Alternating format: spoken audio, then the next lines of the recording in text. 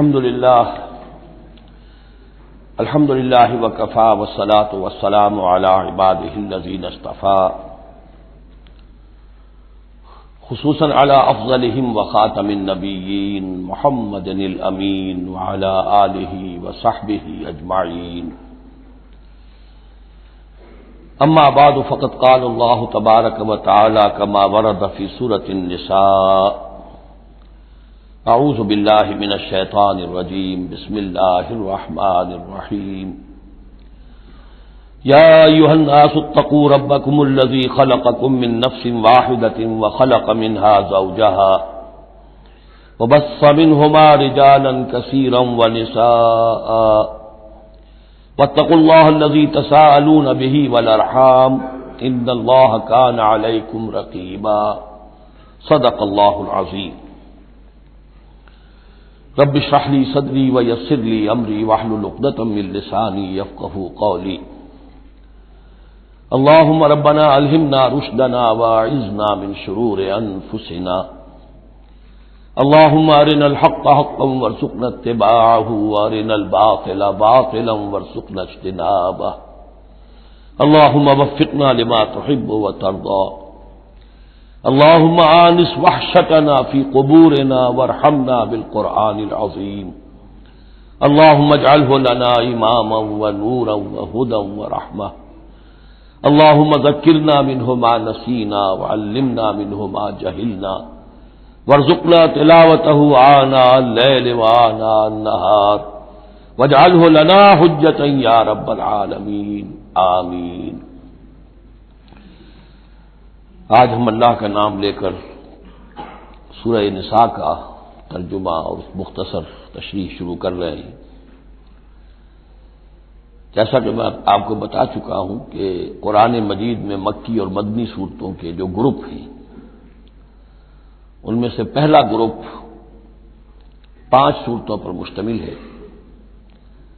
مکی صورت صرف سورہ فاتحہ ہے، حجم میں بہت چھوٹی، معنی میں، مفہوم میں، عظمت میں، فضیلت میں بہت بڑی۔ اس کے بعد 4 صورتیں جو ہیں وہ مدنی ہیں، بقرہ، نساء، آل عمران اور مائدہ۔ اور یہ جو 4 صورتیں ہیں یہ دو صورتوں کے 2 جوڑوں کی شکل میں ہیں۔ سورۃ البقرہ، سورۃ آل عمران، یہ الزہراوین، خود حضور نے ان کو ایک نام دیا مشترک، اور ان میں جو مناسبتیں ہیں، مشابہت ہیں، وہ تفصیل کے ساتھ ہمارے ترجمے کے دوران سامنے آتی رہی ہیں۔ نسبت زوجیت کس اعتبار سے ہے، ایک دوسرے کی تکمیل کس پہلو سے کرتی ہیں، یہ بات بھی سامنے آئی۔ اب جو 2 صورتیں ہیں یہ سورۃ النساء اور سورۃ المائدہ، یہ جوڑے کی شکل میں ہیں۔ ان میں ایک تو بڑا کنٹراسٹ نظر یہ آئے گا کہ سابقہ 2 صورتوں میں پہلے حروف مقطعات اور دونوں میں پھر قرآن مجید اور کتب سماویہ کی عظمت کا بیان، جبکہ ان دونوں صورتوں میں کوئی تمہیدی اس طرح کی گفتگو نہیں ہے، براہ راست خطاب ہو رہا ہے۔ البتہ یہ فرق ہے وہ نسبت زوجیت کے اعتبار سے کہ سورہ نساء میں خطاب ہے یا ایھا الناس، اے لوگو، خطاب عام ہے، اور سورۃ المائدہ کا آغاز ہوتا ہے یا ایھا الذین آمنوا، وہاں خاص ہے، انسانوں میں سے جو لوگ ایمان کے دعوے دار ہوں۔ باقی جس طرح سورہ بقرہ اور سورہ آل عمران نصفین میں منقسم ہیں، اس طرح کا معاملہ ان دونوں صورتوں کا نہیں ہے۔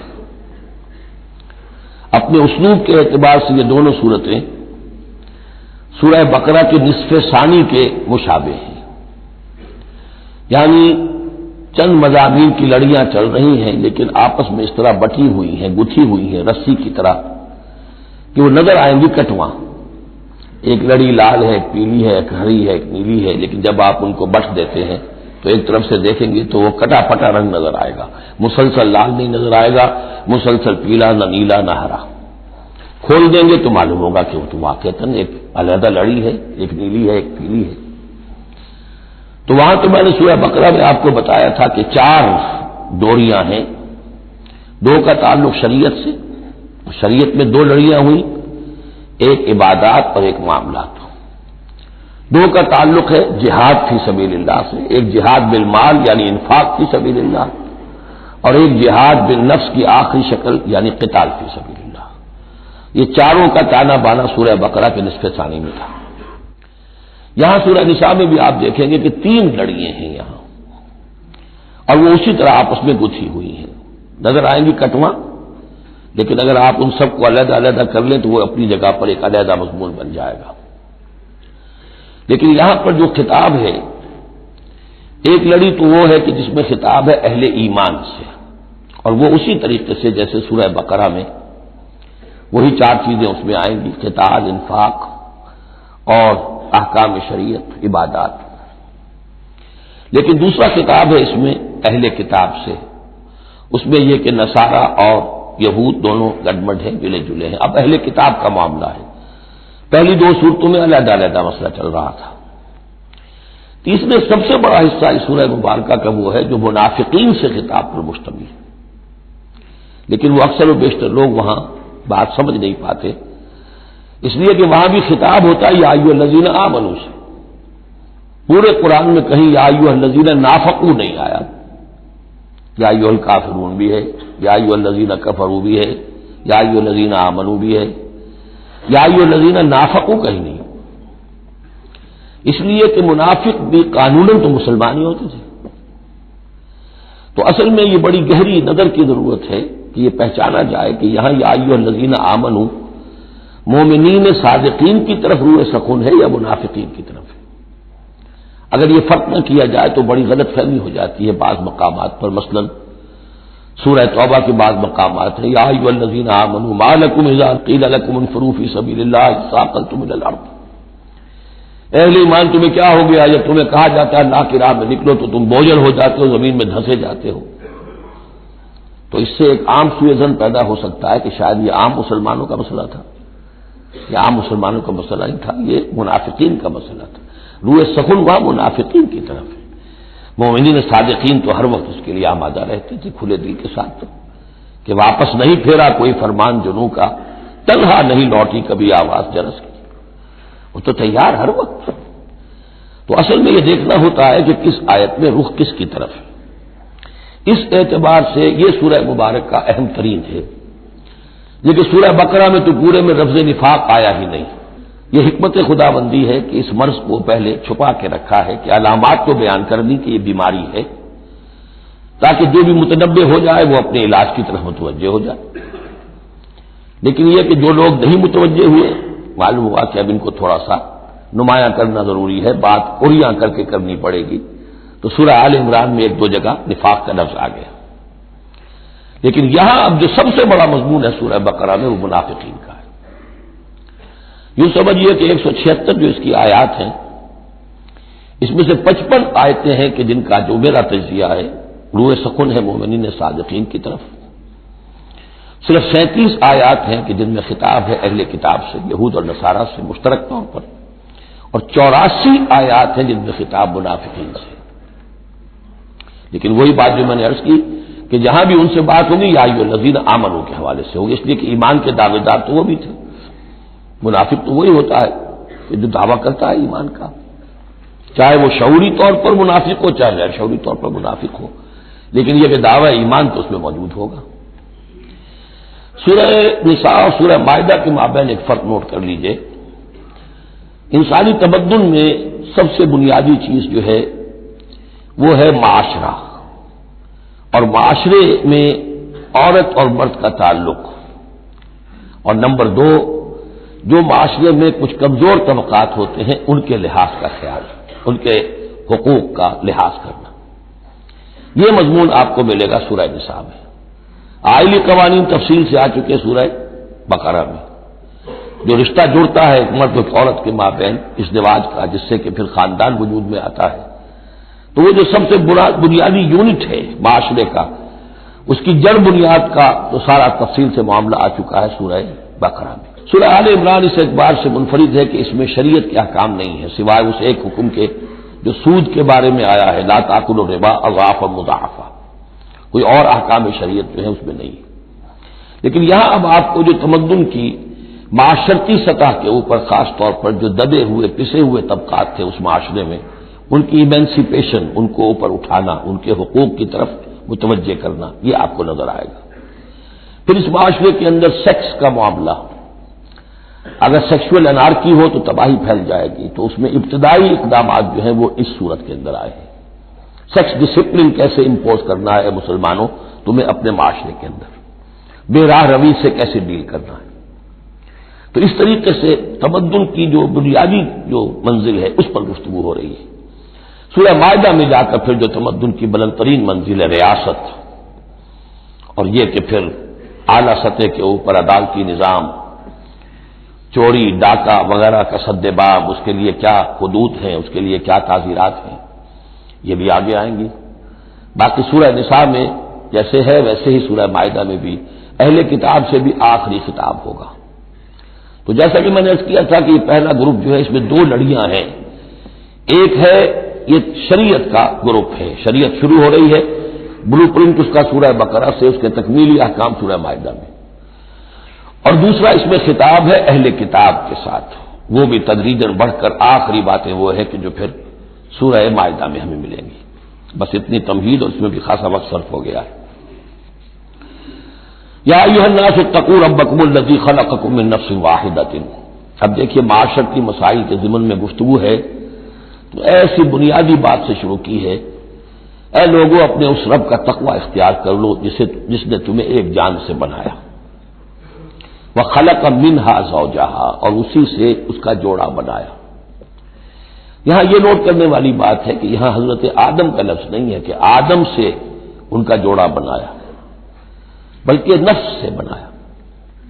اس میں وہ بات پوری طریقے سے ایکوموڈیٹ ہو سکتی ہے کہ یہاں مراد کیا ہے، نو ایک ہے، جن سے دو ہیں، بکرا بکری نو ایک ہے، جنس دو ہے، ایک ہی نو سے، اسی نو سے تمہارا جوڑا بنایا۔ ہیومن بینگز ہوموسیپینس نو ایک ہے، اسپیشیز ایک ہے، لیکن اس کے اندر ہی سے وہ سیکشول ڈفرینشیشن جو ہوئی ہے اس کے حوالے سے جوڑا بنا ہے۔ یا ایھا الناس اتقوا ربکم الذی خلقکم من نفس واحدۃ وخلق منھا زوجھا وبث منھما، اب یہاں پر مراد ہے وہی آدم اور حوا، ان دونوں سے پھیلا دیے زمین میں کثیر تعداد میں مرد اور عورت، رجالا کثیرا ونساء۔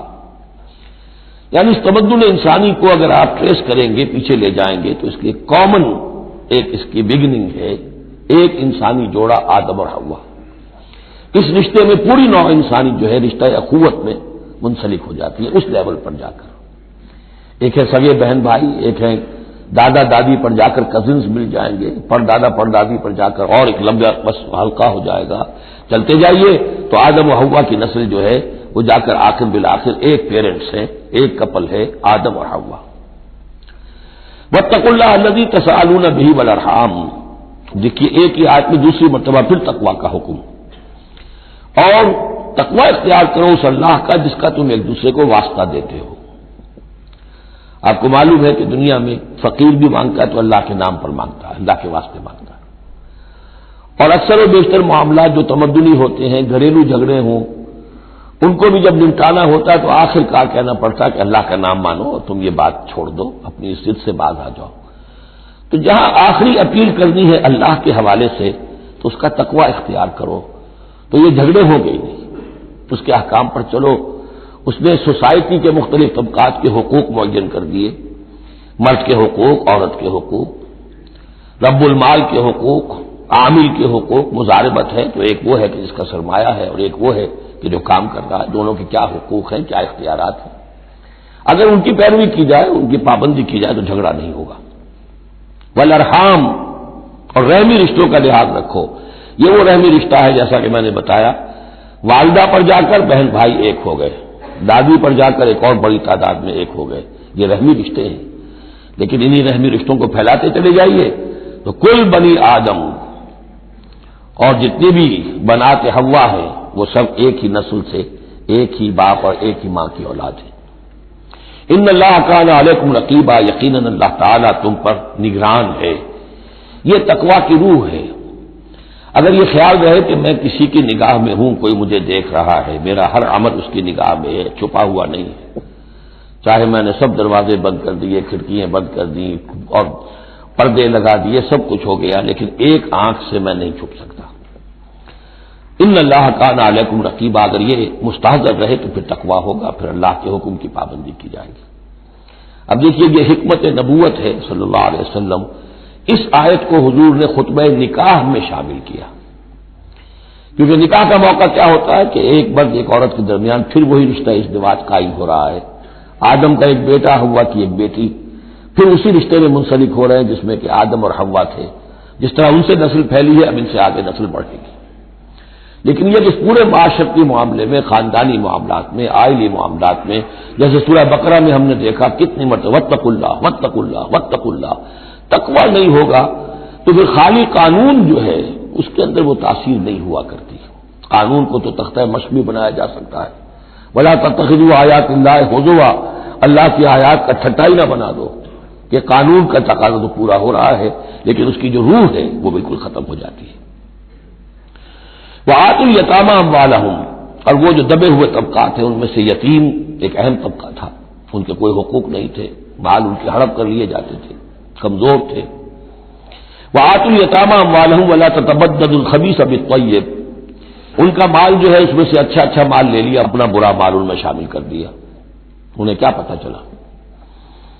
اگر اول تو یہ کہ ہڑپ ہی کر گئے، نہیں تو بہت متقی ہوئے تو چلیے تعداد پوری کر دی، لیکن یہ کہ ان کا جو اچھا مال تھا اپنے طرف لے لیا اور ردی مال ادھر لگا دیا۔ ولا تاکلوا اموالہم الی اموالکم، اور ان کے مال اپنے مالوں میں شامل کر کے ہڑپ نہ کرو، انہ کان حوبا کبیرا، یقیناً یہ بہت بڑا گناہ، بہت بڑے بوال کی بات ہے۔ وَإِنْ خِفْتُمْ أَلَّا تُقْسِطُوا فِي الْيَتَامَىٰ، اور اگر تمہیں اندیشہ ہو کہ تم یتیم بچیوں کے بارے میں انصاف نہیں کر سکو گے، یعنی یتیم ایک تو لڑکا ہوا، چلیے اس کی ایک زندگی ہے، ایک خاص حد کو پہنچنے کے بعد وہ ایک انڈیپینڈنٹ لائف اختیار کر لے گا۔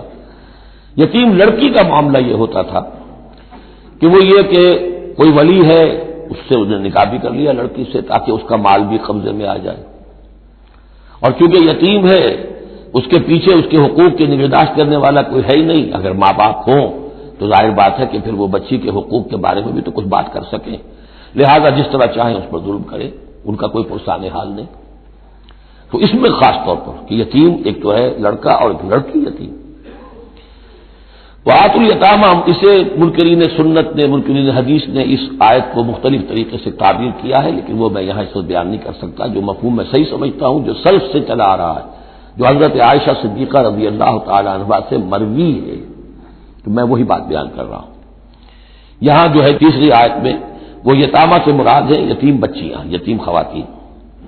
وَإِنْ خِفْتُمْ أَلَّا تُقْسِطُوا فِي الْيَتَامَىٰ فَانكِحُوا مَا طَابَ لَكُم مِّنَ النِّسَاءِ مَثْنَىٰ وَثُلَاثَ وَرُبَاعَ، تو پھر یہ ہے کہ تم ان یتیم بچیوں سے نکاح مت کرو، اور تمہیں جو پسند ہو، اگر ضرورت ہے دو دو تین تین چار چار کی حد تک تمہیں اجازت ہے، نکاح کر سکتے ہو۔ تعدد ازدواج کی یہی آیت قرآن مجید میں، لیکن یتیم بچیوں کے تم ولی بن کر کہیں اور ان کی شادی کرو تاکہ ان کے حقوق کے لیے پاسبان بن کر تم کھڑے ہو سکو، ورنہ یہ کہ تم نے انہیں اپنے گھروں میں ڈال لیا تو پھر ان کے حقوق کا کون ہوگا جو باز پرس کر سکے تم سے۔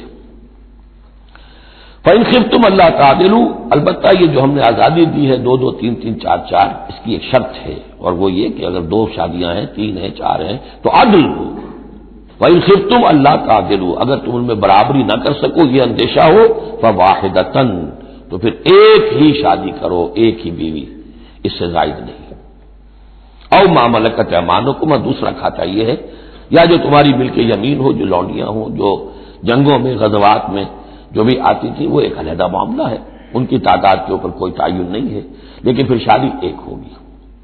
اگرچہ اس میں آگے چل کر بات آ جائے گی کہ اس انصاف میں قلبی رجحان اور میلان شامل نہیں ہے، جو چیز گنتی کی ہو سکتی ہے، ٹائم کتنا گزار رہے ہو، کس بیوی کے پاس کتنا، سب اس میں مساوات ہونی چاہیے۔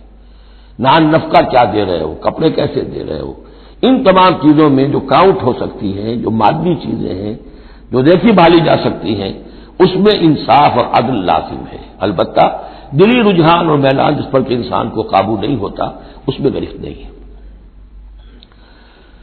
ذالک ادنیٰ اللہ تعولوا، یہ اس سے قریب تر ہے کہ تم ایک ہی طرف کو نہ جھک پڑو، کہ ایک ہی بس بیوی کی طرف سارا میلان ہے، رجحان ہے، اور جیسا کہ آگے آئے گا کہ دوسری جو ہے یا دوسری جو ہیں وہ معلق ہو کر رہ گئی ہیں کہ نہ وہ شوہروں والی ہیں اور نہ وہ آزاد ہیں کہ کہیں اور نکاح کریں. وآتوا النساء صدقاتهن نحلا، اور عورتوں کو ان کے مہر خوش دلی کے ساتھ دیا کرو، اس کو تاوان سمجھ کے نہ دیا کرو. یہ صدقات جو ہے صداق کی جمع ہے، اور صدقے کی جمع ہے صداقات. دال پر زبر ہو تو صدقے کی جمع، اور دال پر پیش ہے صدقات تو یہ صداق کی جمع ہے.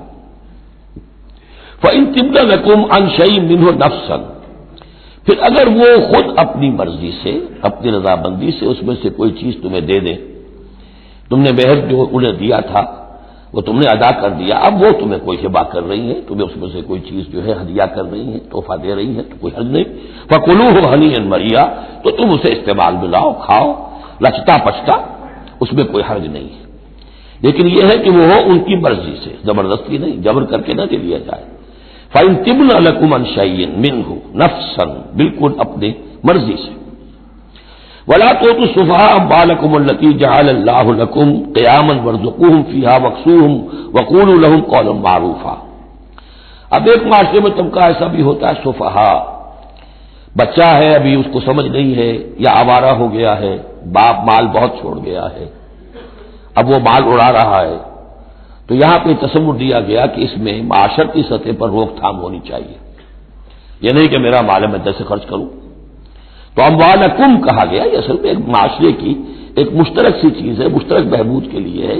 چاہے انفرادی ملکیت ہے لیکن پھر بھی اس معاشرے کی اس کے اندر مشترک بہبود ہونی چاہیے. مت پکڑا دو نہ سمجھوں کو یا بے وقوفوں کے اپنے مال، جن کو اللہ تعالیٰ نے تمہارے لیے دنیا کے گزران کا ذریعہ بنایا ہے. وَارْزُقُوهُمْ فِيهَا، ہاں انہیں رزق دیتے رہو اس میں سے، وَاكْسُوهُمْ کھلاتے رہو پلاتے رہو، وَقُولُوا لَهُمْ قَوْلًا مَّعْرُوفًا، اور ان سے بات کیا کرو البتہ نرم اچھے انداز میں. یہ اصول تھا جس کے تحت کہ برٹش انڈیا میں کورٹ آف وارز مقرر ہو جاتے تھے کہ اگر کوئی بڑا جاگیردار ہے، کوئی نواب ہے اور وہ فوت ہو گیا، اس کا بیٹا جو ہے ہمارا ہے اور اس کی جو اندیشہ ہے کہ اسے کچھ اڑا دے گا، ختم کر دے گا، تو کورٹ آف وارز ہو جاتا تھا. حکومت جو ہے وہ اس کا چارج لے لیتی تھی، اس کے لیے سالانہ اس میں سے اس کی آمدنی میں سے وظیفہ ہوتا تھا، اس میں اپنا خرچ کرے. لیکن یہ ہے کہ باقی چیزیں جمع رہتی تھی تاکہ یہ ان کی آئندہ نسل کے کام آ سکے. وَابْتَلُوا الْيَتَامَىٰ حَتَّىٰ إِذَا بَلَغُوا النِّكَاحَ، اور یتیموں کی دیکھ بھال کرتے رہو، جانچ پرکھ کرتے رہو، دیکھتے رہو کہ ان کے اندر کبھی شعور پیدا ہو گیا یا نہیں. فَإِنْ آنَسْتُم مِّنْهُمْ رُشْدًا، تو جب تم دیکھو ان میں کہ اب یہ باشعور ہو گئے ہیں، سمجھدار ہو گئے ہیں، فَادْفَعُوا إِلَيْهِمْ أَمْوَالَهُمْ، تو ان کے اموال ان کے حوالے کرو. وَلَا تَأْكُلُوهَا إِسْرَافًا وَبِدَارًا أَن يَكْبَرُوا، اور دیکھو اس مال کو کھانے کی کوشش نہ کرو، ہڑپ نہ کرو جلدی سے، کہ ایسا نہ ہو کہ بچے جوان ہو جائیں تو یہ مال تو دے ہی دینا ہے میں نے، تو اس سے پہلے پہلے جتنا بھی اس کو میں کھا جاؤں کھا لوں.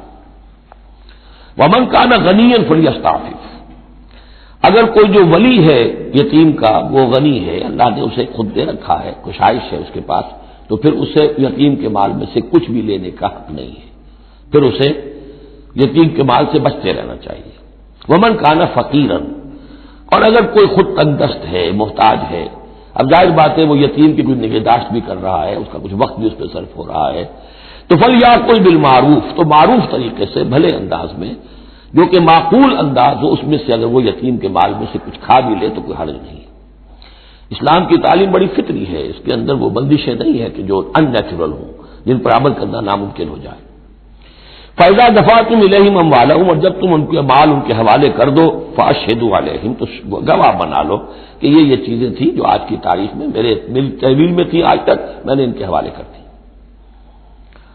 وَكَفَىٰ بِاللَّهِ حَسِيبًا، باقی اللہ تعالیٰ کافی ہے حساب لینے کے لیے. یہ دنیا کا معاملہ ہے، اس کے لیے لکھت پڑھت شہادت، باقی اصل حساب تو تمہیں اللہ کے ہاں جا کے دینا ہے.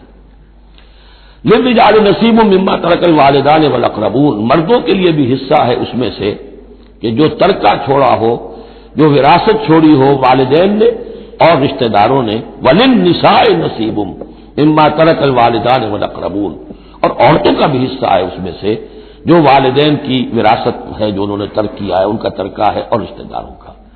یہاں پہلی مرتبہ اب عورت کو وراثت کا حق دیا جا رہا ہے، ورنہ عرب کے معاشرے میں عورت کا کوئی حق وراثت نہیں تھا. یہاں پہ فرمایا گیا کہ مما قل منہ او کثر، چاہے وہ وراثت تھوڑی ہو چاہے زیادہ ہو. قانون جو ہے اللہ کا اس کو اس کے اوپر پورے طور سے نافذ ہونا چاہیے. نصیبا مفروضہ، اور یہ حصہ ہے اللہ کی طرف سے فرض کیا گیا. اب میں آپ کو نوٹ کراؤں گا کتنی مرتبہ یہ تاکید ہو رہی ہے اس قانون وراثت کی، اور آپ اگر ساتھ ہی دیکھتے رہیں کہ کتنی دھجیاں اس کی بکھرتی ہیں ہمارے معاشرے کے اندر، کوئی ان کا لحاظ نہیں. اور بڑا جو ہمارا خاص طور پر ایک علاقہ ہے کہ جہاں ویسے نماز روزہ بہت ہوتا ہے، وہ بیٹیوں کو کوئی وراثت میں کوئی حصہ دینے کے لیے وہ کسی صورت تیار نہیں ہوتے. شریعت کے کچھ چیزیں جو ہیں وہ بہت اہم ہیں، اور شریعت کی یہ چیزیں جو ہیں کس قدر تاکید کے ساتھ آ رہی ہیں، یہ کہتے ہیں یہ رواج کے تحت ہوگا. وَإِذَا حَضَرَ الْقِسْمَةَ أُولُو الْقُرْبَىٰ، اور جب وراثت کی ترکے کی تقسیم ہو رہی ہو تو اب اگر وہاں کچھ قرابت دار بھی آ جائیں، والیتامى یتیم بھی آ جائیں، والمساکین کچھ محتاج بھی آ جائیں، فارزقوہم منہ وقولوا لہم قولا معروفا، تو انہیں بھی کچھ دے دلا دو اس میں سے، کیونکہ اس وقت دیکھ رہے ہیں تقسیم ہو رہی ہے، وہ بالکل محتاج ہیں، تو احساس محرومیت جو ہے اس کو کسی نہ کسی درجے میں جو بھی اس کے اندر کچھ بداوا ہو سکتا ہو کرو. وقولوا لہم قولا معروفا، ان سے بات کرو تو بڑے اچھے انداز میں، جھڑکو نہیں کہ ہماری وراثت تقسیم ہو رہی تم کون آ گئے یہاں پہ. وَلْيَخْشَ الَّذِينَ لَوْ تَرَكُوا مِنْ خَلْفِهِمْ، ڈرتے رہنا چاہیے ان لوگوں کو کہ اگر انہوں نے بھی چھوڑے ہوتے اپنے پیچھے ذُرِّيَّةً ضِعَافًا، چھوٹے بچے اپنی نسل چھوڑ کر اگر وہ گئے ہوتے اور یتیم بچے ہوتے ان کے، خافوا علیہم، تو کیسے کیسے اندیشے ہونے ہوتے اپنے ان بچوں کے بارے میں. فَلْيَتَّقُوا اللَّهَ، تو انہیں چاہیے کہ اللہ کا تقوی اختیار کریں کہ یہ یتیم جو اس وقت آ گئے یہ بھی کسی کے بچے ہیں، کوئی ان کا بھی باپ تھا، ان کے سر پر ہاتھ رکھو. وَلْيَقُولُوا قَوْلًا سَدِيدًا، اور بڑی صاف اور ستھری اور صحیح اور حق پر مبنی بات کرو. ان الذين ياكلون اموال اليتامى ظلما، یقیناً وہ لوگ کہ جو یتیموں کا مال ہڑپ کرتے ہیں ناحق، انما ياكلون في بطونهم نارا، وہ اپنے پیٹوں میں بھر رہے ہیں آگ، وسيصلون سعيرا، اندر کی آگ کو اپنے پیٹوں میں ڈال رہے ہیں اور سموچے وہ خود آگ میں ڈال دیے جائیں گے. تو گویا کہ ایک آگ ان کے اندر ہوگی اور ایک جہنم کی آگ ان کے باہر ہوگی. یہ 10 آیتیں بڑی جامع ہیں، اور جس طریقے سے کہ سوسائٹی کے جو پسماندہ طبقات تھے ایک ایک کا خیال کر کے جس باریک بینی سے حکمت کے ساتھ احکام دیے جا رہے ہیں. اب اس کے بعد جو رکوع ہے یہ بڑا مختصر ہے، آیتیں 4 ہیں لیکن ایک قیامت مضمر ہے ان میں، یہ اعجاز ہے. 4 آیتوں کے اندر اسلام کا پورا قانون وراثت جس پہ پوری جلدیں لکھی گئی، جامعیت کی انتہا ہے. یوصیکم اللہ فی اولادکم، اللہ تعالیٰ تمہیں وصیت کرتا ہے تمہاری اولاد کے بارے میں. للذکر مثل حظ الانثیین، لڑکے کے لیے حصہ ہے 2 لڑکیوں کے برابر. فإن كن نساء فوق اثنتين فلهن ثلث ما ترك، اور اگر صرف بیٹیاں ہی بیٹیاں ہوں اور 2 یا 2 سے زائد ہوں تو ان کو 2/3 میں حصہ ملے گا. وإن كانت واحدة فلها النصف، اور اگر ایک ہی بیٹی ہے تو اسے آدھا ملے گا. ظاہر بات ہے بیٹا ایک ہی وارث ہوگا تو پورے کا وارث ہو جائے گا، تو جب بیٹی کا حصہ بیٹے سے آدھا ہے تو اگر ایک ہی بیٹی ہے تو اسے آدھی وراثت ملے گی، آدھی پھر اور لوگوں کو جائے گی، وہ ایک الگ معاملہ ہے. وَلِأَبَوَيْهِ لِكُلِّ وَاحِدٍ مِّنْهُمَا السُّدُسُ مِمَّا تَرَكَ إِن كَانَ لَهُ وَلَدٌ. اب یہ وراثت میں ایک تو ہے نیچے وراثت بیٹا بیٹی، اور ایک ہے اوپر والد والدین، جب اب وہ بھی زندہ ہے، فوت ہوا ہے کوئی شخص، اس کے والدین یا والد یا والدہ دونوں میں سے کوئی ایک زندہ ہے، ان کا بھی حصہ ہے. وَلِأَبْوَيْهِ لِكُلِّ وَاحِدٍ مِّنْهُمَا، اس کے والدین کے لیے ہر ایک کے لیے ان میں سے چھٹا حصہ ہے اس کے ترکے میں سے، مما ترک ان کان لہو ولد، اگر اس کے اولاد ہے. ایک شخص لاولد مر گیا ہے تو اور بات ہوگی، اولاد ہے تو چھٹا یعنی 1/3 حصہ والدین کو چلا گیا، 2/3 جو ہے اولاد میں تقسیم ہوگا. فَإِن لَّمْ يَكُن لَّهُ وَلَدٌ، اور اگر اس کی اولاد ہے ہی نہیں، لاولد فوت ہو رہا ہے، وَوَرِثَهُ أَبَوَاهُ، اور اس کے وارث اس کے والدین ہی ہیں، فَلِأُمِّهِ الثُّلُثُ، تو ماں کو 1/3 اور باپ کو 2/3، وہی وہ مرد کا باپ ماں سے عورت سے جملہ ہو جائے گا. فَإِن كَانَ لَهُ إِخْوَةٌ، اور اگر اس کے بہن بھائی ہو، فَلِأُمِّهِ السُّدُسُ مِن بَعْدِ وَصِيَّةٍ يُوصِي بِهَا أَوْ دَيْنٍ، تو پھر ماں کا حصہ جو ہے وہ پھر اور کم ہو جائے گا، چھٹا حصہ رہ جائے گا سدس کی بجائے، تاکہ باپ کی طرف سے تو پھر بھائیوں کو وراثت جا سکے گی اس کے. لیکن ساتھ فرما دیا من بعد وصیۃ یوصی بہا او دین، وراثت کی تقسیم سے پہلے 2 کام کر لینے ہوں گے کہ اگر کوئی وصیت کی ہے اس وصیت کو پورا کیا جائے، اگر کوئی دین ہے جو فوت ہوا ہے اس پر کوئی قرض ہے وہ ادا کیا جائے. پھر جو ہے وراثت ادا ہوگی. من بعد وصیت یوصی بہا او دین. آباؤکم و ابناؤکم لا تدرون ایہم اقرب لکم نفعا. تمہارے باپ یا تمہارے بیٹے تم نہیں جانتے کہ ان میں سے کون تمہارے لیے زیادہ نافع ہے، زیادہ قریب ہے نفع کے اعتبار سے. فریضۃ من اللہ، یہ تم اپنی عقلوں کو چھوڑو، اللہ کی طرف سے یہ فرض ہے. فریضۃ من اللہ، یعنی آدمی سمجھے میرے بوڑھے والدین ہیں، خام خواہ ان کے لیے حصہ کائے کو رکھ دیا ہے، کھا پی چکے، زندگی گزار چکے، اب وراثت تو ملنی چاہیے اولاد کو، بیٹا بیٹی کو نہیں. اللہ کا حکم مانو. آباؤکم و ابناؤکم لا تدرون ایہم اقرب لکم نفعا فریضۃ من اللہ ان اللہ کان علیما حکیما. یقیناً اللہ تعالی علیم اور حکیم ہے، اس کا کوئی حکم علم اور حکمت سے خالی نہیں. وَلَكُمْ نِصْفُ مَا تَرَكَ أَزْوَاجُكُمْ إِن لَّمْ يَكُن لَّهُنَّ وَلَدٌ. اور تمہارا حصہ تمہاری بیویوں کے ترکے میں سے آدھا ہے اگر ان کے کوئی اولاد نہ ہو. بیوی فوت ہو رہی ہے اور اس کے کوئی اولاد نہیں ہے تو جو کچھ چھوڑ رہی ہے اس میں سے نصف جو ہے شوہر کا ہو جائے گا، باقی نصف جو ہے وہ بیوی کے بھائیوں وغیرہ کو جائے گا، یعنی شوہر کا نصف ہو گیا. فَإِن كَانَ لَهُنَّ وَلَدٌ، اور اگر اس کی اولاد ہے فَلَكُمُ الرُّبُعُ مِمَّا تَرَكْنَا، پھر تمہارے لیے چوتھائی حصہ ہوگا اس میں یہ جو اس نے چھوڑا ہے، باقی تین چوتھائی اس کی اولاد میں تقسیم ہو جائے گا. من بعد وصیت یوصین بہا او دین، اور یہ بھی ہوگا وصیت کی ایگزیکیوشن کے بعد اور اگر کوئی قرض ہے تو اس کی ادائیگی کے بعد. وَلَهُنَّ الرُّبُعُ مِمَّا تَرَكْتُمْ، اور جو کچھ تم چھوڑو، مرد شوہر فوت ہو گیا ہے تو اس کی وراثت میں سے بیویوں کا حصہ ہے چوتھا. ان لم یکن لکم ولد، اگر تمہارے کو اولاد نہیں ہے. فَإِن كَانَ لَكُمْ وَلَدٌ، اور اگر تمہارے اولاد ہے فَلَهُنَّ الثُّمُنُ مِمَّا تَرَكْتُمْ مِن بَعْدِ وَصِيَّةٍ تُوصُونَ بِهَا أَوْ دَيْنٍ، تو پھر تو ان کے لیے 8واں حصہ ہے. اگر تمہارے لیے اولاد ہے تو تمہاری بیوی کے لیے پھر 8واں حصہ ہے تمہارے ترکے میں سے. من بعد وصیۃ توصون بہا او دین، اس وصیت کو تکمیل کے بعد جو تم نے کی ہو یا قرض جو تمہارے ذمے ہو ادا کرنے کے بعد. وَإِن كَانَ رَجُلٌ يُورَثُ كَلَالَةً، اور اگر کوئی شخص جس کی وراثت جو ہے تقسیم ہو رہی ہے کلالہ تھا، اور امراتن، یا کوئی عورت بھی کلالہ ہو سکتی ہے. یہ کلالہ کون ہوتی ہے؟ جس کے نہ تو والدین ہو نہ اولاد ہو، میت ہے، فوت شدہ مرد ہے یا عورت ہے، تو جو نہ تو ہے اوپر والدین میں سے کوئی اور نہ کوئی اولاد میں سے، وہ اس کو کلالہ کہتے ہیں. بہن بھائی ہے. اب بہن بھائیوں میں جو تقسیم ہوگی وہ ایک تقسیم تو وہی ہے کہ جو حقیقی اور عینی اور اللتی بہن بھائیوں میں ہوتی ہے، وہ تو ہے اسی طرح جیسے کہ اولاد کی ہے. لیکن یہاں خاص حکم دیا جا رہا ہے. عربوں میں اصل میں 3 قسم کے بہن بھائی ہوتے تھے. ایک عینی وہ ہے، باپ بھی وہی ہے مشترک، ماں بھی وہی ہے، جنہیں ہم حقیقی کہتے ہیں. ہمارے ہاں حقیقی بھائی، حقیقی بہن، یعنی والدین دونوں مشترک ہیں. اللاتی کہ باپ ایک ہے اور مائیں جدا ہیں، لیکن عرب میں ان میں کوئی فرق نہیں تھا، وہ بھی حقیقی کہلاتے تھے. حکم جو ہے معاشرے کے اندر ان کے عینی اور اللاتی بہن بھائیوں کا ایک ہی تھا، کوئی فرق نہیں تھا.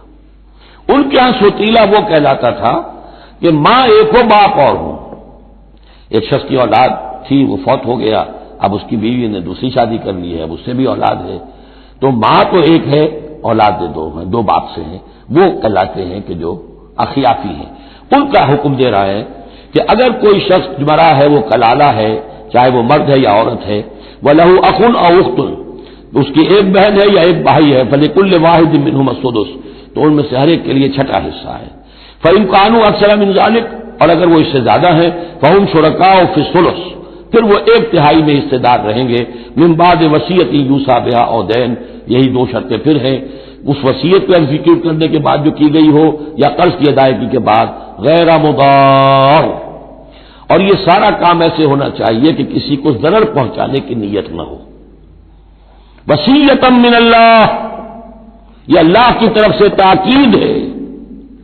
واللہ علیم حلیم، اللہ تعالیٰ سب کچھ جاننے والا، کمال حلم والا ہے. اس کے حلم پر دھوکہ نہ کھاؤ کہ وہ تمہیں پکڑ نہیں رہا ہے. اس کی پکڑ جب آئے گی تو ان بطش ربک لشدید، پھر اس کی پکڑ بڑی سخت ہوگی. تلک حدود اللہ، یہ اللہ کی حدود ہیں. ومن یطع اللہ ورسولہ یدخلہ جنات تجری من تحتہا الانہار، جو اللہ اور اس کے رسول کی اطاعت کرے گا وہ داخل کرے گا انہیں ان باغات میں جن کے دامن میں ندیاں بہتی ہوں گی، خالدین فیہا، جس میں وہ ہمیشہ ہمیشہ رہیں گے، وذالک الفوز العظیم، اور یقیناً یہ بہت بڑی کامیابی ہے۔ ومن یعص اللہ ورسولہ ویتعدی حدودہ، اور جو کوئی نافرمانی کرے اللہ اور اس کے رسول کی اور تجاوز کرے اس کی حدود سے، یدخلہ نارا خالدا فیہا، اس کو وہ داخل کرے گا آگ میں جس میں وہ ہمیشہ ہمیشہ رہیں گے، وَلَهُ عذاب مہین، اور ان کے لیے عذاب مہین ہوگا، اہانت آمیز عذاب۔ اب جو میں نے عرض کیا تھا سیکس ڈسپلن، اسلامی معاشرے کی اب تطہیر شروع ہو رہی ہے۔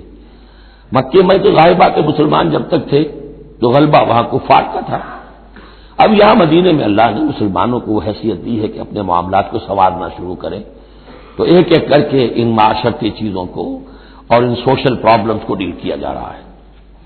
اب اگر کوئی سیکشول انارکی ہے، کوئی بدکاری معاشرے میں ہے، کیا کیا جائے، کیسے روک تھام ہو، اس کے ابتدائی احکام یہ آ رہے ہیں۔ اس کے تکمیلی احکام جو ہے وہ سورہ نور میں آئیں گے چل کر، یہ تدریجاً، یہ سورہ نساء، پھر ہے سورہ احزاب، پھر ہے سورہ نور، اور پھر ہے سورہ مائدہ۔ اب اللہ تعالیٰ کی حکمت یہ ہوئی کہ سورہ نور اور سورہ احزاب کو کافی دور آگے رکھا ہے مصحف میں، اور یہاں پر سورہ نساء کے بعد سورہ مائدہ آ گئی ہے، ورنہ سورہ نساء، پھر سورہ احزاب، پھر سورہ نور، اور پھر سورہ مائدہ ہے، ترتیب یہ ہے۔ باقی اور بھی مدنی صورتیں درمیان میں ہیں، لیکن یہ چار بڑی بڑی صورتیں جو ہیں جن میں معاشرتی مسائل جو ہیں وہ تفصیل سے آئے ہیں، وہ ان کی ترتیب یہ ہے۔ واللاتی یاتین الفاحشۃ من نسائکم، اور وہ عورتیں تمہاری عورتوں میں سے جو کوئی کسی بے حیائی کا ارتکاب کریں، فاستشہدوا علیہن اربعۃ منکم، تو پھر گواہ بناؤ، گواہ لاؤ ان پر تم میں سے چار۔ اگر وہ گواہی دیں، فإن شہدوا، اگر گواہی دیں کہ ہاں اس عورت نے بدکاری کی ہے، فامسکوہن فی البیوت، تو پھر ان عورتوں کو گھروں میں بند کر دو، حتی یتوفاہن الموت، یہاں تک کہ موت ان کو لے جائے، یتوفاہن الموت، موت ان کو لے جائے، موت ان کا قصہ پاک کرے، اور یجعل اللہ لہن سبیلا، یا اللہ ان کے لیے کوئی اور راستہ نکال دے۔ وہ راستہ نکالنا ہے جو سزا کی پھر بعد میں نصاب آ گیا کہ اگر اس کو پھر سزا دے دی جائے، حد جاری کر دی جائے تو پھر آزاد ہو جائیں گے، لیکن ابھی ابتدائی حکم ہے۔ یہاں معلوم ہوتا ہے کہ یہ ایسی لڑکیوں کا یا عورتوں کا تذکرہ ہے کہ جو مسلمانوں میں سے تھیں لیکن ان کا بدکاری کا معاملہ کسی یہودی سے ہو گیا ہو یا کسی ایسے شخص سے ہو گیا ہو جو ابھی مسلمان نہیں ہے، تو یہ ان کا یک طرفہ کہ ہے وہ کوئی مسلمان لڑکی یا خاتون جس کا معاملہ ہے، لیکن دوسرا جو اس عمل کا جو شریک ہے وہ غیر مسلم ہے۔ واللذین یاتیانہا منکم، اور اگر وہ دونوں تمہیں میں سے ہوں، مرد بھی اور عورت بھی، فآذوہما، تو ان دونوں کو پھر اذیت دو، تکلیف دو، انہیں سزا دو۔ فإن تابا واصلحا، پھر اگر وہ توبہ کر لیں اور اصلاح کر لیں، فأعرضوا عنہما، تو ان کو چھوڑ دو۔ ان اللہ کان توابا رحیما، یقیناً اللہ تعالیٰ بہت توبہ کا قبول فرمانے والا اور رحیم ہے۔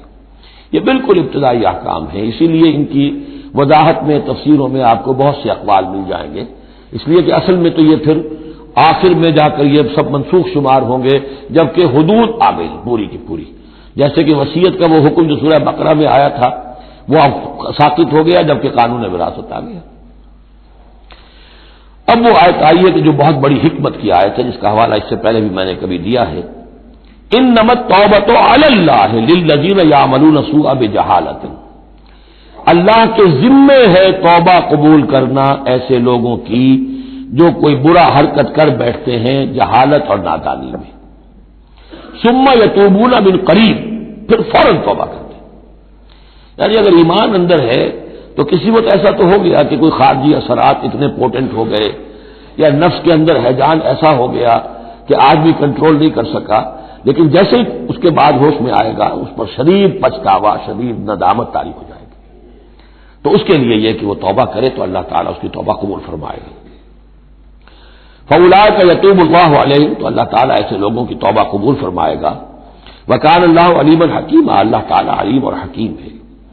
وَلَيْسَتِ التَّوْبَةُ لِلَّذِينَ يَعْمَلُونَ السَّيِّئَاتِ، ایسے لوگوں کا کوئی حق نہیں ہے توبہ کا کہ جو اپنی برائی حرکتیں کرتے رہیں، حرام خوریاں کرتے رہیں، زندگی بھر عیش لوٹاتے رہیں۔ وَإِلَى الَّذِينَ يَمُوتُونَ حَتَّى إِذَا حَضَرَ أَحَدَهُمُ الْمَوْتُ قَالَ إِنِّي تُبْتُ الْآنَ، یہاں تک کہ جب موت کا وقت آ جائے تو کہیں کہ اب میں توبہ کرتا ہوں، یہ توبہ نہیں ہے۔ وَلَلَّذِينَ يَمُوتُونَ وَهُمْ كُفَّارٌ، اسی پر قیاس کر لیجیے جو مر بھی گئے کافر کفر کی حالت میں، ان کی توبہ کا کوئی سوال ہی نہیں۔ اولئک اعتدنا لهم عذابا الیما، ایسے لوگوں کے لیے تو ہم نے دردناک عذاب تیار کر رکھا ہے۔ یا ایھا الذین آمنوا لا یحل لکم ان ترثوا النساء کرہا، اہل ایمان تمہارے لیے جائز نہیں ہے کہ تم عورتوں کو زبردستی وراثت میں لے لو۔ یہ بھی اس عورتوں کے طبقے پر جو شدید ظلم ہوتا تھا، کیونکہ پالیگیمی عام تھی، ایک شخص ہے فوت ہوا ہے، 4 ہیں 5 بیویاں ہیں، اب فرض کیجئے کہ جو بیٹا ہے بڑا جو وارث بن گیا ہے، اب باقی اس کی حقیقی ماں تو ایک ہی ہے، باقی سوتیلی مائیں وہ ان کو وراثت میں لے لیتا تھا کہ میرے قبضے میں رہیں گی یہ، بلکہ ان سے شادیاں بھی کر لیتے تھے، بغیر شادی اپنے گھروں میں ڈالے رکھتے تھے، یا پھر یہ کہ اختیار اپنے ہاتھ میں رکھ کر ان کی شادی کہیں کرتے تھے تو خود مہر لیتے تھے، اس طرح کے معاملات کرتے تھے، عورتوں کے ساتھ یہ ظلم ہوتے تھے۔ یا ایھا الذین آمنوا لا یحل لکم ان ترثوا النساء کرہا، اہل ایمان تمہارے لیے جائز نہیں ہے کہ تم عورتوں کے وارث بن بیٹھو زبردستی۔ ولا تعضلوهن لتذهبوا ببعض ما آتيتموهن، اور نہ تمہارے لیے یہ جائز ہے کہ تم ان کا راستہ روک کے رکھو انہیں، تاکہ تم واپس لے لو ان سے جو کچھ کہ تم نے انہیں دیا ہے۔ اب نکاح کیا تھا اس وقت تو بڑے چاؤ تھے اور لان تھے اور کیا کیا دے دیا تھا، اور اب جو ہے اس سے وہ واپس ہتھیانے کے لیے طرح طرح کے ہتھ کنڈے استعمال ہو رہے ہیں، انہیں تنگ کیا جا رہا ہے، ٹارچر کیا جا رہا ہے، ذہنی طور پر تکلیف پہنچائی جا رہی ہے۔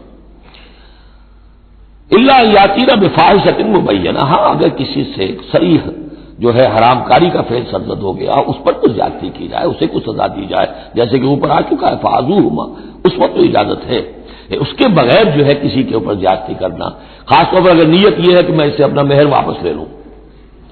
وعاشروہن بالمعروف، دیکھو عورتوں کے ساتھ معاشرت اختیار کرو، رہو سہو معروف طریقے پر، بھلے طریقے پر، اچھے طریقے پر، نیکی اور راستی کے ساتھ۔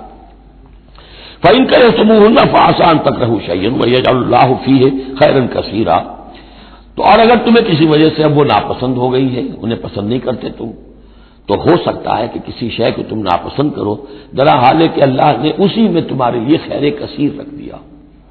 پتہ نہیں ایک عورت جو ہے کسی ایک اعتبار سے آپ کے دل سے اتر گئی ہے، طبیعت کا میلان نہیں رہا ہے، اس میں اور کون کون سی خوبیاں ہیں جس اعتبار سے آپ کے لیے وہ خیر کا ذریعہ بنتی ہے، تو اللہ کے حوالے کرو اس معاملے کو، لیکن ان کے ساتھ رکھو معاشرت صحیح، ان کے حقوق ادا کرتے ہوئے۔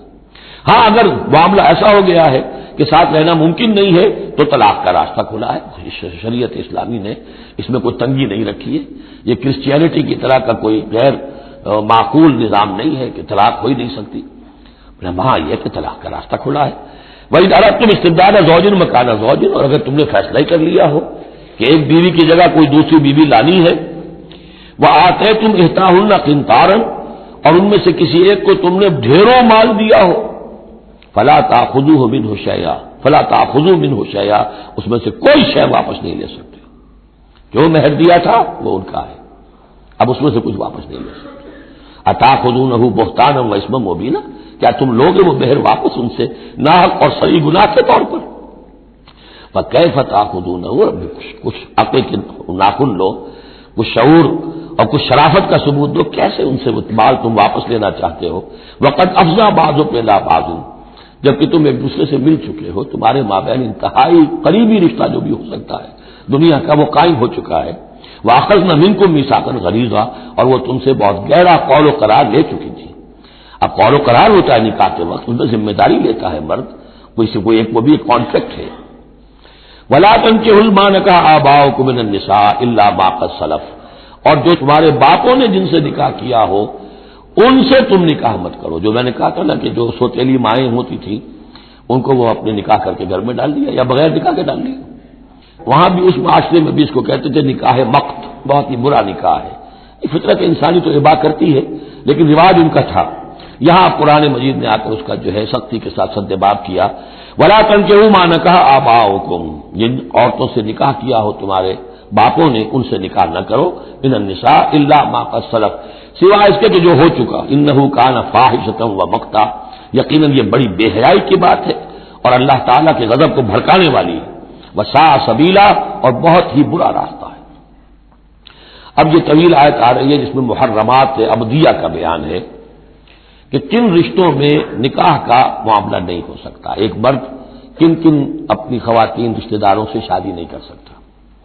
حرمت علیکم امہاتکم، حرام کر دی گئی تم پر تمہاری مائیں، نمبر 1، وبناتکم تمہاری بیٹیاں، واخواتکم اور تمہاری بہنیں، وعماتکم اور تمہاری پھوپھیاں، وخالاتکم اور تمہاری خالائیں، وبنات الاخ اور بھائی کی بیٹیاں یعنی بھتیجیاں، وبنات الاخت اور بہن کی بیٹیاں یعنی بھانجیاں، وامہاتکم اللاتی ارضعنکم اور تمہاری وہ مائیں جنہوں نے تمہیں دودھ پلایا ہے، واخواتکم من الرضاعۃ اور تمہاری دودھ پلانے والیوں کی بیٹیاں کہ جو تمہارے اب بہن بن گئی ہیں رضاعی، وامہات نسائکم اور تمہاری بیویوں کی مائیں یعنی ساس جن کو ہم کہتے ہیں خوش دامن، وربائکم اللاتی فی حجورکم اور اگر وہ کہ جو ربیبہ ہوں جو تمہارے ہاں پلی بڑھی ہوں، من نسائکم اللاتی دخلتم بہن، ربیبہ یا ربیب اس کو کہتے ہیں کہ ایک عورت کے پہلے کوئی اولاد تھی، آپ نے ان سے شادی کی ہے تو وہ اولاد بھی ساتھ لے آئی ہے، اب وہ آپ کی بیٹے بیٹیاں ہی ہو گئی آپ کی، لیکن وہ آپ کے حقیقی بیٹے بیٹیاں نہیں، ربیب کہلاتے، ربیب اور ربیبہ،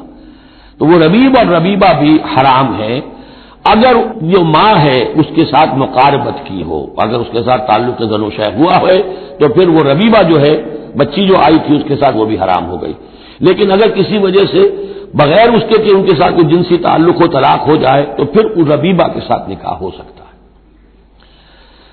وَرَبَائِبُكُمُ اللَّاتِي فِي حُجُورِكُم مِّن نِّسَائِكُمُ اللَّاتِي دَخَلْتُم بِهِنَّ جن سے تم نے صحبت کی ہو، ان کی جو بیٹیاں ہیں سابقہ شوہروں سے وہ حرام ہیں، فَإِن لَّمْ تَكُونُوا دَخَلْتُم بِهِنَّ اور اگر تم نے ان سے صحبت نہ کی ہو فَلَا جُنَاحَ عَلَيْكُمْ تو پھر کوئی حرج نہیں ہے۔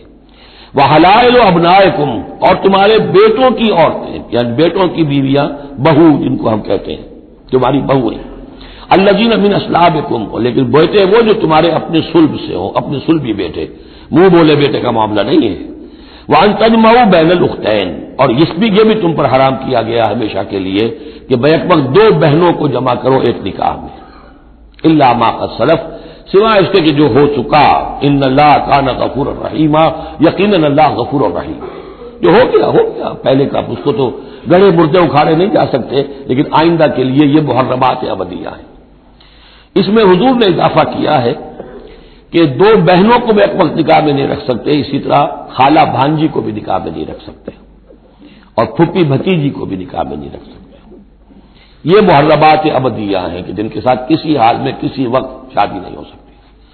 اب ہے وہ محرمات جو عارضی ہیں، والمحصنات من النساء وہ عورتیں جو کسی اور کے نکاح میں ہیں، اب یہ اس وجہ سے کہ وہ اس کے نکاح میں ہے آپ پر حرام ہے، ہاں اگر وہ طلاق دے دے پھر آپ شادی کر سکیں گے اس سے، لیکن یہ کہ اس کے اوپر جو حرمت ہے اس کی وہ حرمت ابدی اس نوع کی نہیں ہے جو اس آیت میں جو بیانات ہوئی، بلکہ یہ کہ وہ تو کسی اور کے نکاح میں ہونے کے محسنات، حسن کہتے ہیں قلعے کو، جو قلعے میں ہیں پہلے ہی ایک خاندان کے قلعے کے اندر ہیں وہ اور شوہر والیاں ہیں، الا ما ملکت ایمانکم سوائے یہ کہ ان میں سے کوئی تمہارے ہاں کنیز بن کر آ جائے۔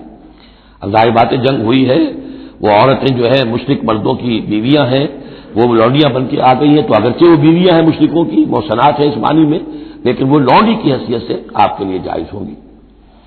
کتاب اللہ علیکم یہ اللہ کی کتاب ہے، حکم ہے، فرض ہے تمہارے اوپر۔ وَأُحِلَّ لَكُم مَّا وَرَاءَ ذَلِكُمْ اب اس کے علاوہ تمہارے لیے تمام عورتیں حلال ہیں۔ تو آپ نے دیکھا کہ کتنی تھوڑی سی تعداد میں عورتیں ہوئیں کہ جن سے نکاح حرام ہوا، باقی کثیر تعداد، یعنی مباحات کا دائرہ بہت وسیع ہے، محرمات کا دائرہ بہت محدود ہے۔ ان تبتغوا باموالکم لیکن یہ کہ اس کے لیے نکاح ہوگا مہر دے کر، اموال کے ساتھ تم اس میں نکاح کرو، محسنین نیت ہو گھر میں بسانے کی، قلعے میں لانے کی، غیر مسافرین صرف مستی نکالنے کی نہیں، یعنی یہ جو ہے اس کو ایک کھیل اور ہابی نہ بنا لو، گھر میں آباد کرنے کی نیت ہو اس سے شادی کی جائے۔ فَاسْتَمْتَعْتُمْ بِهِ مِنْهُنَّ فَآتُوهُنَّ أُجُورَهُنَّ تو جو بھی تم نے ان سے استفادہ کیا ہے تو انہیں ان کے مہر جو ہے مقرر ہوئے ہیں، فریضۃً وہ دو۔ وَلَا جُنَاحَ عَلَيْكُمْ فِيمَا تَرَاضَيْتُمْ بِهِ مِنْ بَعْدِ الْفَرِيضَةِ اس میں کوئی حرج نہیں ہے کہ کسی مہر کے مقرر ہونے کے بعد اگر باہمی رضامندی سے اس میں کوئی کمی بیشی ہو جائے۔ ان اللہ کان علیما حکیما یقینا اللہ تعالی علیم ہے اور حکیم ہے۔ وَمَن لَّمْ يَسْتَطِعْ مِنكُمْ طَوْلًا أَن يَنكِحَ الْمُحْصَنَاتِ الْمُؤْمِنَاتِ اور جو کوئی تم میں سے اتنی استطاعت نہ رکھتا ہو، مقدرت نہ رکھتا ہو کہ مومن محسنہ عورتوں سے شادی کر سکے. اب محسن دو معنی میں آتا ہے، ایک خاندانی لڑکی، شریف لڑکی، خاندانی آزاد گھرانے کی کہ اسے گھر کا قلعہ حاصل ہے، اور ایک شادی شدہ عورت کے جو ایک شوہر کے قلعے کے اندر ہے. ایک ہے خاندان کا قلعہ، خاندان کی پروٹیکشن حاصل ہے، سپورٹ حاصل ہے، تو وہ عورت جو ہے وہ محسنہ ہے. اسی طرح وہ عورت کے جو شوہر کے گھر میں ہے، ایک قلعے میں ہے، اس کے گھر میں ہے، اس کی حفاظت میں ہے، وہ بھی محسنہ ہے. پہلے تھا وہ دوسری معنی میں یعنی شادی شدہ، یہاں مراد ہے شریف زادیاں، آزاد مسلمان عورتیں. اب ظاہر بات ہے آزاد مسلمان عورتوں کا تو مہر ادا کرنا پڑے گا. اس حوالے سے کوئی بیچارہ مفلس ہے، نہیں دے سکتا ہے تو کیا کرے. وَمَن لَّمْ يَسْتَطِعْ مِنكُمْ طَوْلًا أَن يَنكِحَ الْمُحْصَنَاتِ الْمُؤْمِنَاتِ فَمِمَّا مَلَكَتْ أَيْمَانُكُمْ، تو جو لونیاں ہیں ان سے نکاح کر لو. مِن فَتَيَاتِكُمُ الْمُؤْمِنَاتِ، جو تمہاری مومن جو لونیاں ہوں. فَأَنكِحُوا وَاللَّهُ أَعْلَمُ بِإِيمَانِكُمْ، باقی یہ کہ کون مومن ہے اور نہیں ہے یہ اللہ بہتر جانتا ہے. مراد یہ ہے کہ جو بھی قانونی اعتبار سے مسلمان ہیں، جس کے تم ایک دوسرے کو مسلمان سمجھتے ہو. بعضکم من بعض، تم سب ایک دوسرے ہی میں سے ہو. فَأَنكِحُوهُنَّ بِإِذْنِ أَهْلِهِنَّ، تو ان سے تم نکاح کرو ان کے مالکوں کی اجازت سے. اب ظاہر بات ہے وہ لونڈی ہے زید کی، تو زید اس سے جنسی تعلق قائم کر سکتا ہے، لیکن یہاں اب ایک شخص اس سے اجازت لے رہا ہے کہ میں آپ کی اس لونڈی سے نکاح کرنا چاہتا ہوں. اگر اجازت دے دی، اب زید کا تعلق منقطع ہو جائے گا. اب وہ اس لونڈی اس کی اس اعتبار سے اس کے کام میں نہیں آ سکتی، بلکہ وہ اب منقوع ہو جائے گی ایک مسلمان کی. اس لیے بے اذن اہلہن.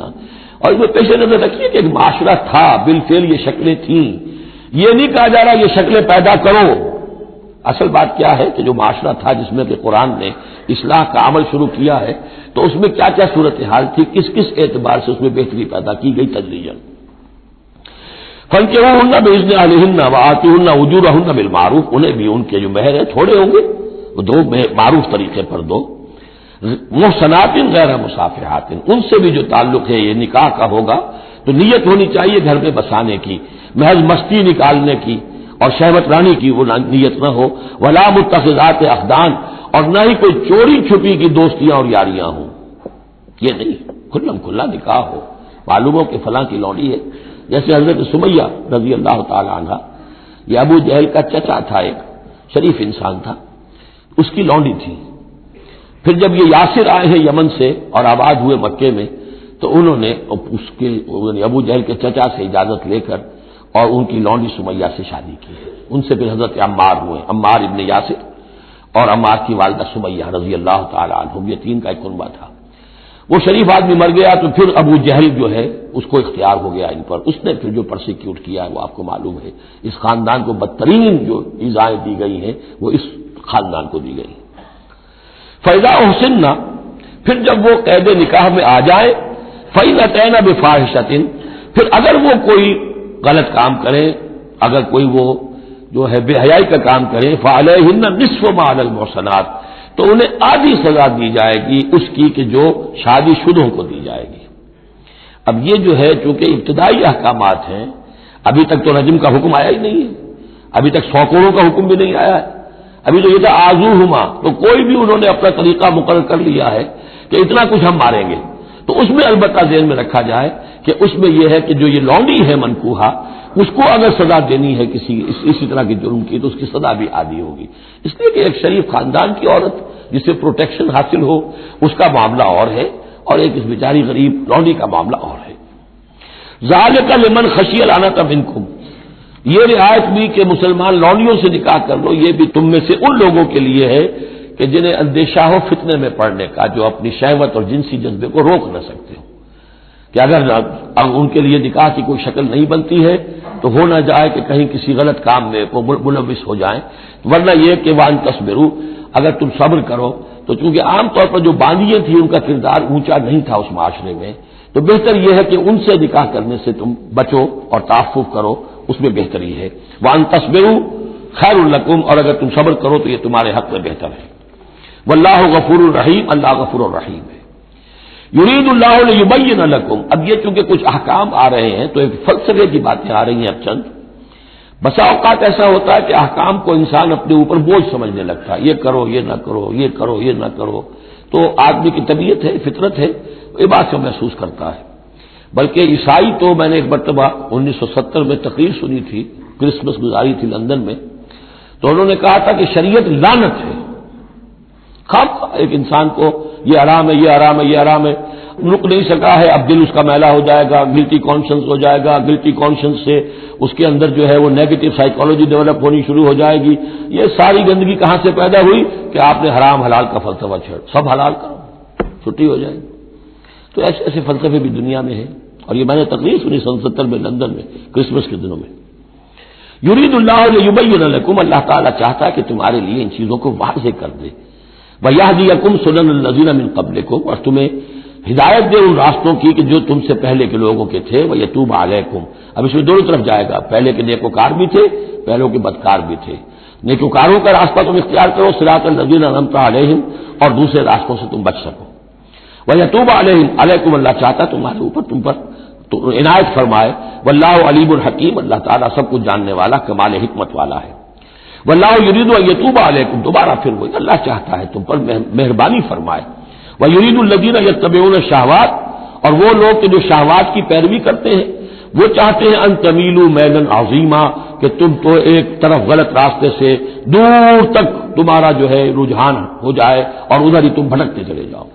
آج جو بھی ہے عورت کی آزادی کی بنیاد پر، ایمانسیپیشن کی بنیاد پر یہ ساری چیزیں جو ہو رہا ہے، ویمن لب ہے، یہ سب کا سب در حقیقت ان حدود اور قیود کو توڑ کر اور سارا یہ جنسی جو ہے انارکی پھیلانے کی ایک سازش ہے جو دنیا میں چل رہی ہے۔ یرید اللہ ان یخفف عنکم، تم یہ نہ سمجھو کہ بوجھ ڈال رہا اللہ تم پر، اللہ تم پر تخفیف چاہتا ہے۔ جب تم ان چیزوں پر عمل نہیں کرو گے، معاشرے میں بدگمانیاں پھیلیں گی، فساد ہوگا، گندگیاں ہوں گی، جھگڑے ہوں گے، بدگمانیاں ہوں گی، یہ سارا کچھ ہوگا، تو اللہ تو تمہارے لیے آسانی چاہتا ہے۔ وَخُلِقَ الْإِنسَانُ ضَعِيفًا، اور انسان پیدا کیا گیا ہے کمزور، اس کے اندر کمزوری کے پہلو بھی ہے۔ جہاں بہت اونچا پہلو ہے، روح ربانی پھونکی گئی ہے، وہاں یہ نفس بھی تو اس کے اندر ہے، اور اس کے اندر جو ہے ذوق کے پہلو موجود ہے۔ یا ایھا الذین آمنوا لا تاکلوا اموالکم بینکم بالباطل، اہل ایمان اپنے مال آپس میں باطل طریقے سے ہڑپ نہ کرو، الا ان تکون تجارۃ عن تراض، سوائے اس کے کہ تجارت ہو تراض منکم، تمہاری باہمی رضامندی سے۔ یہ جوتا ہے 200 روپے کا ہے، آپ کو منظور ہے 200 دیجئے، جوتا لے لیجئے، یہ آپ کی باہمی رضامندی سے سودا ہے، وہ ہو گیا۔ لیکن یہ کہ اس سیدھے سادے اور صحیح اور طریقے پر ایک ظاہر بات ہے کچھ نہ کچھ تو آپ نے نفع اس میں سے کمایا ہے، آپ نے محنت کی ہے، کہیں سے لائے ہیں، اسٹور کیا ہے، دکان کا کرایہ دیا ہے، لیکن اس کو وہ گرج نہیں کرے گا۔ لیکن جھوٹ بول رہے ہیں، خدا کی قسم کھا رہے ہیں کہ میں نے تو اتنے کا لیا، اب یہ ہو گیا آپ نے اپنی ساری محنت بھی ضائع کی اور آپ نے حرام کما لیا، اور یا کوئی اور طریقے ہیں، مال ہڑپ کر رہے ہیں، دھوکہ دے رہے ہیں۔ یا ایھا الذین آمنوا لا تاکلوا اموالکم بینکم بالباطل الا ان تکون تجارۃ عن تراض منکم ولا تقتلوا انفسکم، اور نہ اپنے آپ کو قتل کرو، یعنی ایک دوسرے کو قتل کرو۔ تمدن کی جڑ دو چیزوں پر ہے، احترام جان، احترام مال۔ میرے لیے آپ کا مال محترم ہے، آپ کی جان محترم ہے، میں اسے کوئی غضب نہ پہنچاؤں۔ آپ کے لیے میرا مال، میری جان، میرا جسم محترم ہے، اسے کوئی غضب نہ پہنچائے۔ اگر تو یہ جینٹل مین ایگریمنٹ ہمارا چلتا ہے تب تو ہم ایک معاشرے میں رہ سکتے ہیں، ایک ملک میں رہ سکتے ہیں، اور اس میں اطمینان ہوگا، سکون ہوگا، چین ہوگا۔ اور جہاں یہ دونوں احترام ختم ہو گئے، جان کا نہ مال کا، تو ظاہر بات ہے کہ پھر وہاں سکون کہاں سے آئے گا، اطمینان کہاں سے آئے گا، چین کہاں سے آئے گا۔ ولا تقتلوا انفسکم ان اللہ کان بکم رحیما، یقیناً اللہ تعالی تم پر بہت ہی مہربان ہے۔ ومن یفعل ذلک عدوانا وظلما، اور جو کوئی بھی یہ کام کرے گا، دو کام، چوری اور دھوکہ اور قتل نفس، ظلمن اور عدوانا، تعدی کے ساتھ، ظلم کے ساتھ، فسوف نصلیہ نارا، تو اسے تو ہم جھونک دیں گے آگ میں، وکان ذلک علی اللہ یسیرا، اور یہ چیز اللہ پر بہت آسان ہے۔ یہ نہ سمجھنا کہ کیا اللہ تعالیٰ تمام نوع انسانی کو جہنم میں جھونک دے گا، یہ اللہ کے لیے بہت آسان ہے۔ بارک اللہ لی ولکم فی القرآن۔